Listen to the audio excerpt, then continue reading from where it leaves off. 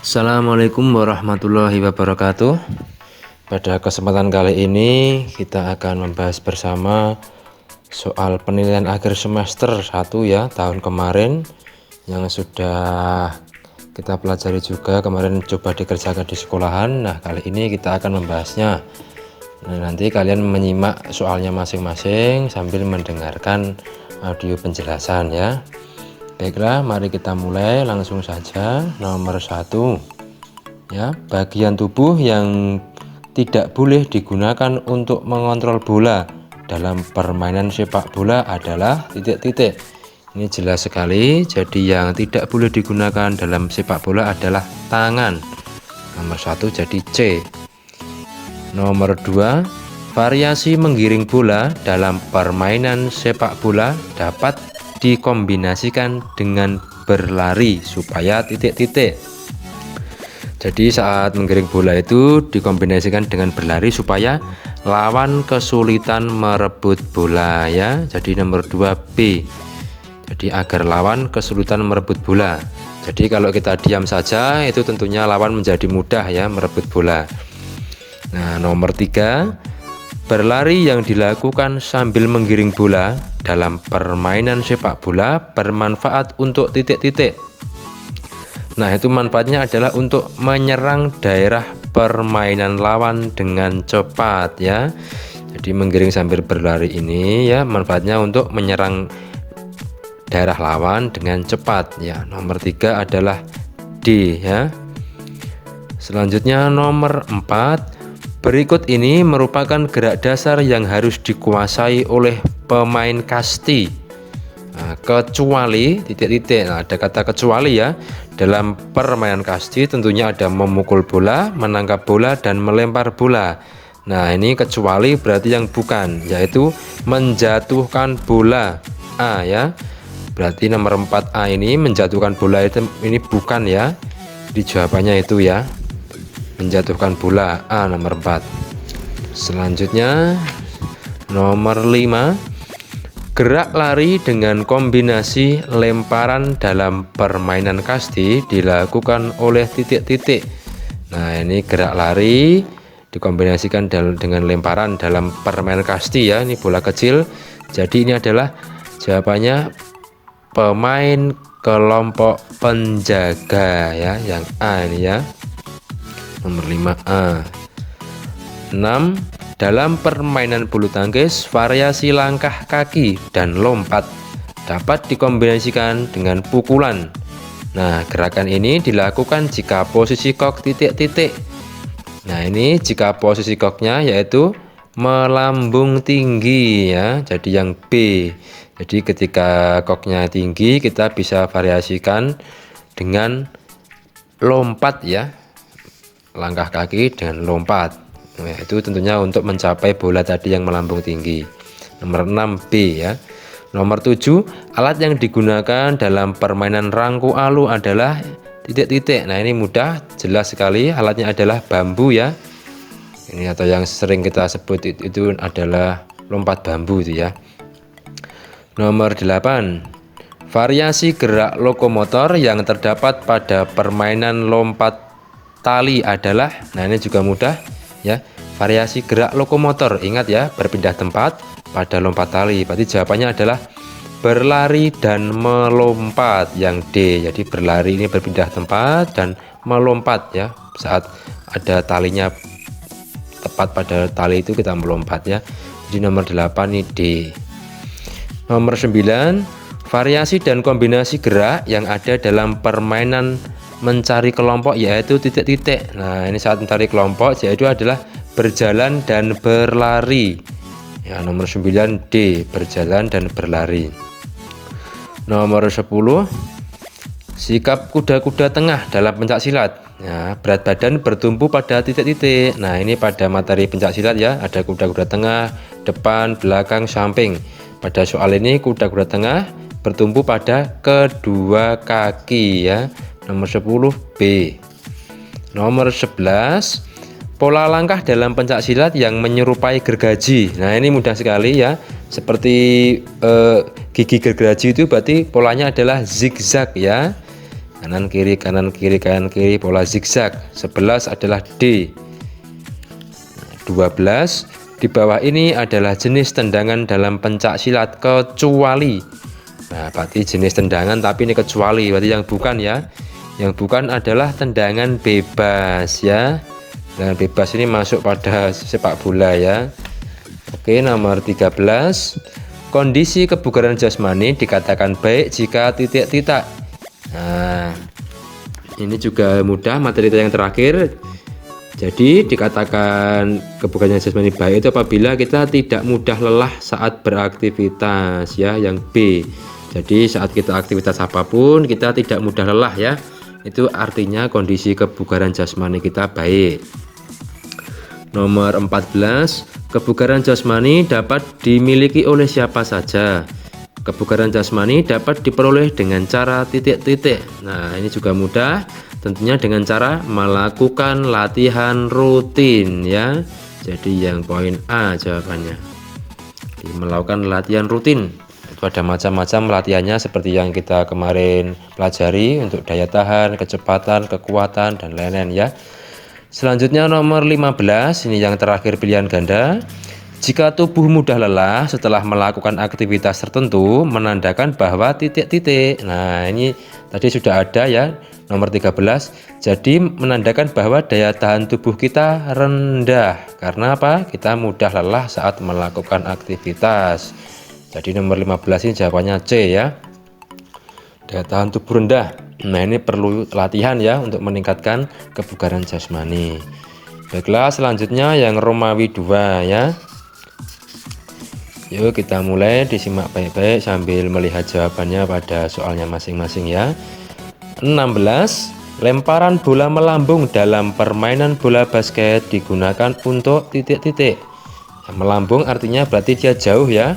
Berarti untuk mengoper bola jarak jauh. Itu jawabannya.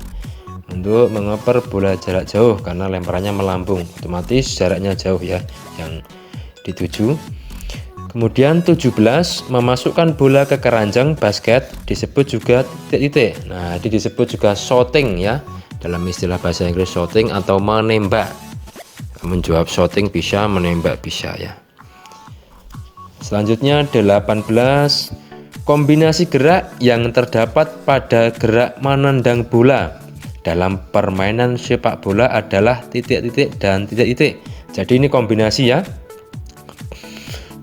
Dalam gerak menendang bola ya, kombinasinya adalah ayunan kaki dan menendang. Jadi saat menendang bola itu kombinasinya adalah ayunan kaki dan menendang.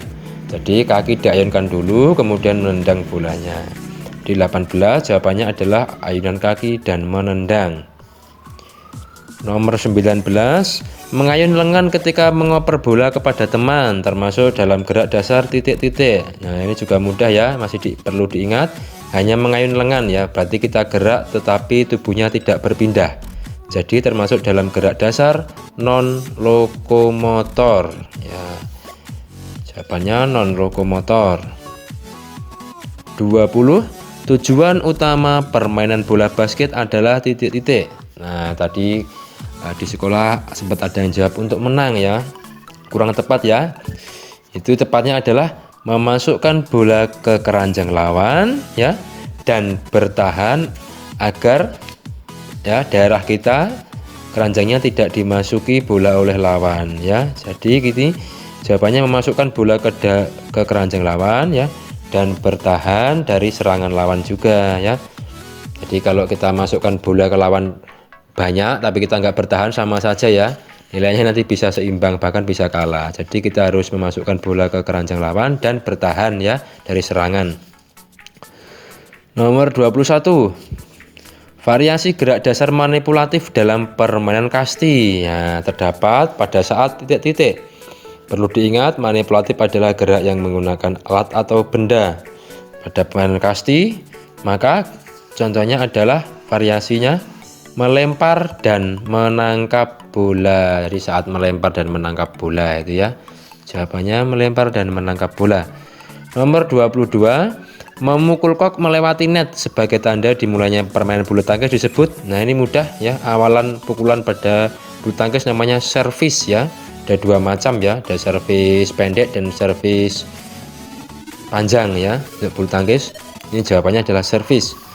Nomor 23, tugas utama regu penjaga dalam permainan kasti adalah, nah tugasnya adalah mematikan gerak langkah regu pemukul. Jadi tugas utamanya adalah mematikan gerak langkah regu pemukul. Selanjutnya nomor 24, gerak manipulatif adalah gerak yang melibatkan sesuatu alat atau benda. Contoh gerak manipulatif yang dapat dilakukan oleh regu penjaga. Nah, ini dalam permainan bola kasti ya, yaitu adalah melempar dan menangkap bola ya. Jadi melempar dan menangkap bola ini ya. Jawabannya melempar dan menangkap bola. Kemudian nomor 25, tujuan menekuk siku dan mengayun lengan ya sebelum memukul kok dalam permainan bulu tangkis. Jadi kalau kita mau mukul kok itu ya, kalian perhatikan mesti tangannya ditekuk atau sikunya, terus kemudian diayunkan lengannya. Nah, itu tujuannya agar apa? Agar pukulan keras dan laju kok cepat. Jadi agar pukulan keras dan laju kok cepat. Selanjutnya nomor 26, dalam permainan mencari kelompok ada dua gerak dasar yang harus dikuasai, yaitu, nah tadi sudah ada pada pilihan ganda ya, jadi yang dikuasai harus jalan dan lari. Jawabannya adalah jalan dan lari, tadi pada pilihan ganda juga sudah ada ya. 27, rangku alu ya, atau lompat bambu, permainan tradisional yang berasal dari NTT ya, dari NTT itu, Nusa Tenggara Timur. 28, masih di permainan rangku alu, terdiri dari dua kelompok, yaitu kelompok titik-titik dan titik-titik. Nah, itu ada kelompok bermain dan kelompok penjaga ya. Ada dua itu. Kemudian selanjutnya 29, gerak yang dilakukan oleh kelompok bermain untuk menghindari terjepit bambu pada permainan rangku alu adalah geraknya otomatis ya, gampang ya ini ya, geraknya apa? Melompat ya, melompat biar nggak terjepit bambunya itu, maka geraknya melompat. Nomor 30, memindahkan tubuh dari satu tempat ke tempat yang lain dengan menggunakan tumpuan satu kaki. Nah, ini kemarin juga sudah dijelaskan di sekolahan ya, pindahkan tubuh ke tempat lain dengan satu kaki, namanya adalah melompat ya, jangan sampai lupa ya, melompat. Ini berpindah dengan satu kaki ya, coba dengan dua kaki bersamaan namanya meloncat. Jadi jangan sampai dua itu terbalik ya.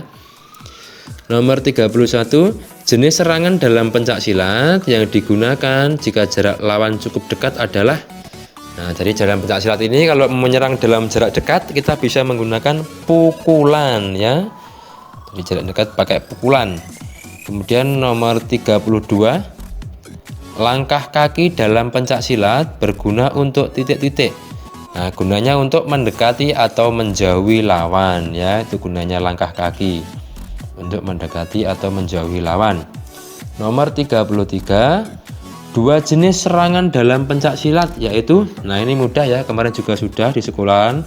Penjelasannya adalah serangannya dalam bentuk tendangan dan pukulan ya. Kemudian 34, ini juga sama, serangan menggunakan tangan dalam pencak silat disebut, nah ini mudah, pakai tangan namanya jelas sekali ya, pukulan ya.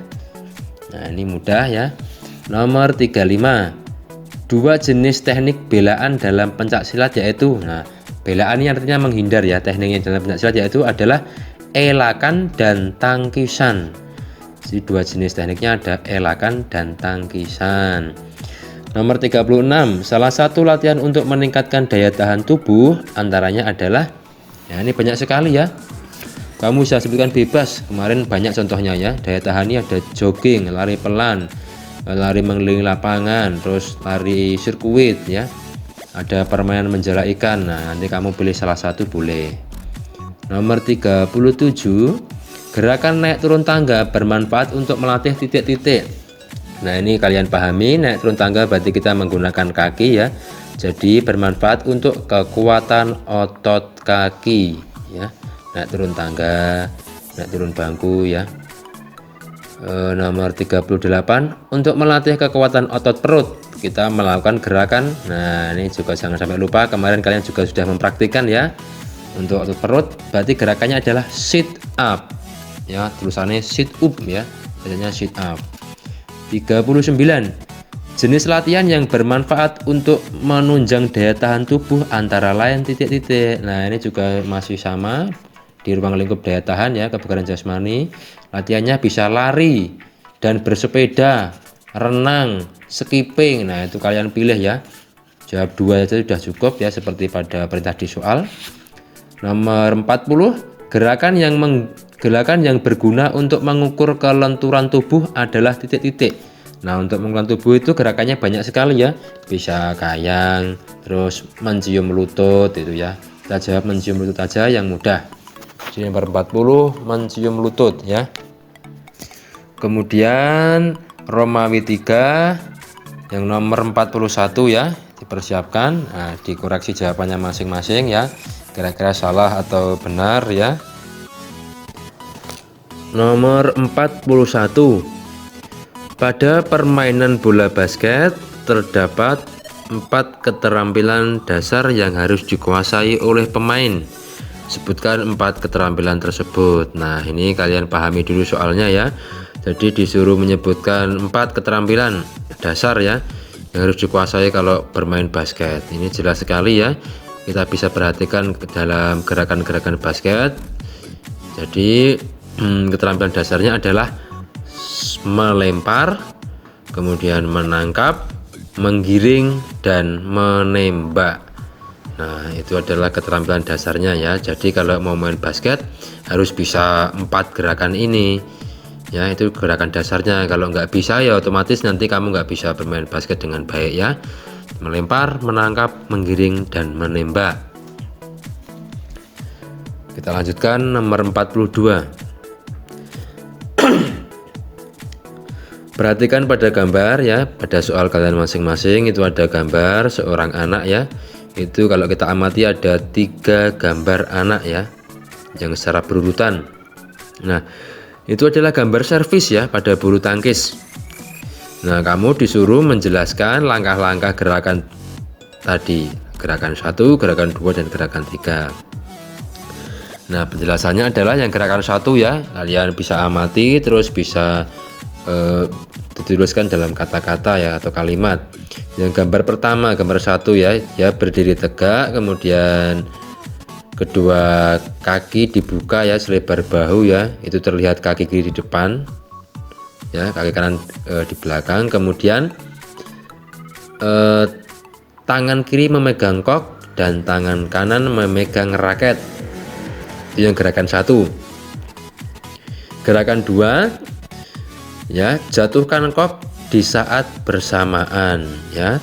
Jadi kok dijatuhkan, di saat bersamaan pukul kok ke arah depan. Jadi gerakan yang 2, menjatuhkan kok dan di saat bersamaan pukul kok ke arah depan. Itu yang gambar 2 bisa kalian lihat ya, itu koknya dilepaskan dan secara bersamaan dipukul ke arah depan. Yang gerakan ketiga itu mudah sekali, yaitu langkahkan kaki kanan ke depan. Nah, itu tadi adalah penjelasan langkah-langkah gerakan 1, 2, dan 3 ya. Kalian tinggal mencermati pada gambar, insya Allah bisa menjawab ya. Nomor 43, agar lebih mudah dilakukan, biasanya sebuah permainan dimodifikasi.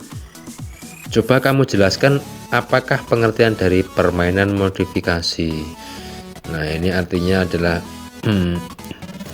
diatur ya, diatur ulang atau diganti. Tujuannya agar lebih mudah dilakukan. Nah, ini pengertiannya adalah permainan yang diubah cara bermain, aturan, dan peralatannya disesuaikan kebutuhan ya. Jadi jawabannya adalah permainan yang diubah cara bermain, aturan, dan peralatannya sesuai kebutuhan. Itu jawabannya ya. Kenapa kok harus diubah atau dimodifikasi? Karena agar lebih mudah dilakukan ya, atau bisa disesuaikan dengan keadaan. Contohnya misalnya kalau kalian bermain di sekolah atau di rumah, misalnya anaknya kurang atau alatnya kurang, jadi kita bisa mengganti atau cari pengganti alat yang lain ya, disesuaikan dengan kondisi saat itu ya, sesuai kebutuhan ya. Itu tujuannya permainan dimodifikasi ya, agar bisa lebih mudah dilakukan. Jadi jawabannya adalah permainan yang dirubah cara bermain, aturan dan peralatannya sesuai kebutuhan. Itu yang jawaban nomor 43. Kemudian yang 44, jelaskan apa tujuan tangkisan dalam pencak silat. Nah, ini juga mudah. Tadi kalau kalian mencermati atau masih ingat dalam pilihan ganda atau maupun isian tadi juga ada ya, tangkisan ya dalam pencak silat. Nah, itu tujuannya jelas sekali, yaitu agar serangan lawan tidak mengenai kita ya. Jadi ketika lawan menyerang, kita menangkis ya. Tujuannya apa? Agar serangan lawan tidak mengenai kita. Itu adalah tujuannya. Kemudian selanjutnya nomor 45. Ya, kalian cermati soalnya. Jelaskan pengertian kebugaran jasmani. Nah, ini materi kita yang terakhir ya, yang baru-baru ini terakhir kita bahas ya, kebugaran jasmani. Ya, ini tentunya kalian masih ingat pengertian kebugaran jasmani ya. Kemampuan seseorang dalam melakukan aktivitas keseharian tanpa mengalami kelelahan yang berarti dan masih memiliki cadangan tenaga untuk melakukan aktivitas yang lain. Nah, itulah penjelasannya, pengertian dari kebugaran jasmani ya. Jadi kemampuan kita melakukan aktivitas namun kita tidak terlalu capek, kemudian kita masih punya tenaga untuk melakukan aktivitas yang lainnya. Itu adalah pengertian kebugaran jasmani. Nah, itu tadi adalah pembahasan bersama kita tentang soal penilaian akhir semester tahun lalu ya. Nah, kamu bisa koreksi itu jawaban kamu kira-kira salah banyak tidak ya. Bagi yang salahnya masih banyak, diganti jawaban yang benar. Kemudian berarti kalian perlu belajar lebih giat lagi agar nanti saat mengerjakan soal ujiannya bisa maksimal ya. Atau nanti jika menemui soal-soal yang mirip atau sama dengan yang kita bahas hari ini atau sebelumnya, nanti kalian bisa diharapkan dapat menyelesaikannya dengan mudah. Nah, cukup sekian ya pembahasan soal kali ini. Moga-moga bermanfaat khususnya untuk kalian untuk menghadapi nanti penilaian akhir semester 1 yang akan dilakukan hari Kamis ya, PJOK jam pertama ya. Selain ini kalian juga wajib ya belajar lagi di LKS maupun di sumber lainnya, jadi tidak cuma hari ini atau saat ini saja. Baiklah, terima kasih. Wassalamualaikum warahmatullahi wabarakatuh.